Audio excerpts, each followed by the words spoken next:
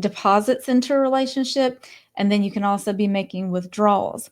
So if you put enough deposits in, then you have some room to make some withdrawals. Maybe you make some mistakes. Some people take out a lot more than they put in. Trust builds a safe environment where people can be themselves and express themselves, and it creates this collaboration, like in business, where you're able to be inventive, innovative. You can invent things and you can be successful. And trust first starts with you.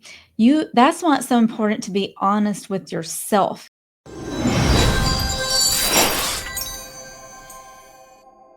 Good morning, everyone. I'm Destiny Dawn, and this is the Destiny Dawn Show. Today, we're talking about, who do you trust? Well, first of all, how can you make someone trust you? Well, the answer is that there's always going to be some level of risk when you trust someone.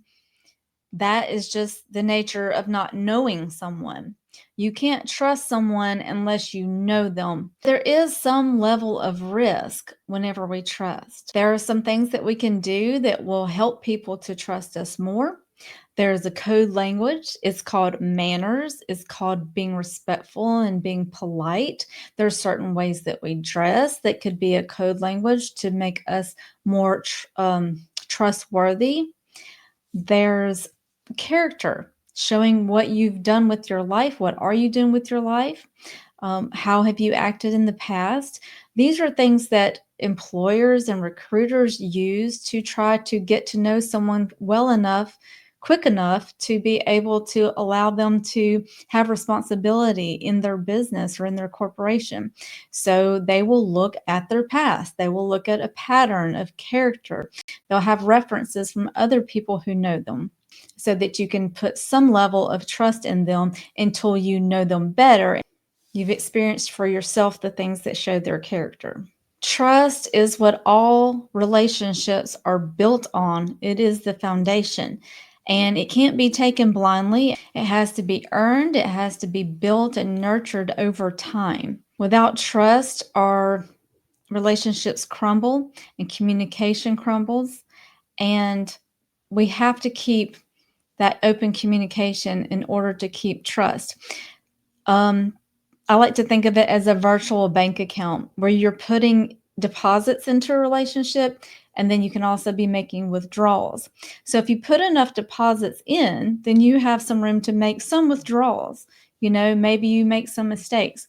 But if you go negative and you haven't put enough time and effort into that relationship and cultivating it, then you can make withdrawals that are just to the point where your end of the relationship is, there's just nothing there.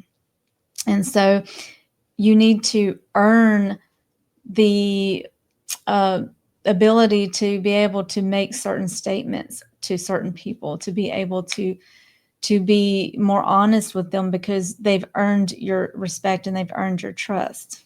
Some people take out a lot more than they put in. And so they're overdrawn on the relationship bank account. Trust builds a safe environment where people can be themselves and express themselves, and it creates this collaboration, like in business, where you're able to be inventive, innovative. You can invent things and you can be successful. And trust first starts with you. That's why it's so important to be honest with yourself, to stick with things, to stick with your values, and to be consistent in your character.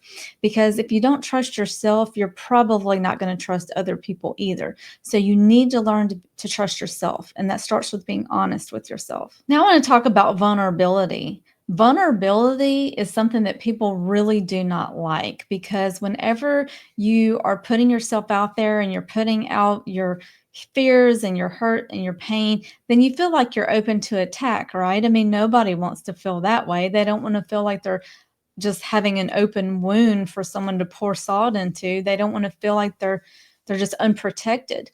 But the thing about vulnerability is that allows other people, first of all, to trust you. It gives you credibility with people when you're open and you're vulnerable, because we're all human and we all have these same common feelings. There's nothing that anyone has ever felt or done or said or thought that isn't common to everyone. We all go through the same things. So to just be honest, when you're honest about that and you share those things, you make yourself vulnerable, and it allows people to trust you. But also, the second thing that it does is it allows them to feel safe with you to do the same thing. It allows them to feel safe to be vulnerable with you, and it allows them to express themselves and to share those things. And that's very healing to be able to do that. Now, I'm sure that it could be used in a deceptive way. So you do have to make sure that you know who you're being vulnerable with, and you do need to be able, again, to trust that person. But there is always a risk. Love is a risk. If, as a parent, if you have made a mistake, the best thing that you can do is go straight to your child, no matter how young they are or how old they are. Go to them and say, look, I am sorry. I made that mistake and that was wrong of me. Be the bigger person. That will build trust. That's having integrity. An employee, if you have an employee or a coworker, do that, be the bigger person and say, look, I made a mistake. Because when you can say that you made a mistake where you can, you have to choose your own battles, because there's going to be times when you have to say, look, I stand by that decision. Even though it was hard, it may have hurt you. I stand by that decision, and I have a boundary, and I am not going to apologize for that, because if I do, that's actually going to harm you or harm the relationship or harm me. So there's a clear boundary, but you have to give where you can, because not every battle has to be won, and that will improve your relationships and trust. We have to have boundaries. That is a very, very important thing to have. Everybody needs boundaries. I mean, the first thing, if you were going to go out into the wilderness and you were going to make your own city, and I thought about this the other day, there's two things that you need. Number one, you need water. And number two, you need a gate. You need a gate. You need a fence. You need a boundary, because a gate allows people to it not only keeps people out, it allows people to come in that you want to come in when you want to come in, and it allows people to stay out who you don't want to come in. I think that we as women think that we shouldn't have boundaries because we're so open to everybody. We were created to nurture and to love and to care for people, and we think, I couldn't ever push anybody out or push anybody away. But we are supposed to have boundaries. Even as mothers, we are to have boundaries. We need to have a boundary around our time with our husband. Our children don't need to take away time from our husband. Others don't need to take time away from our husband. And we need to have boundaries around our family and our children, that, there's time for family. I mean, we know these things, but boundaries are healthy and they are necessary.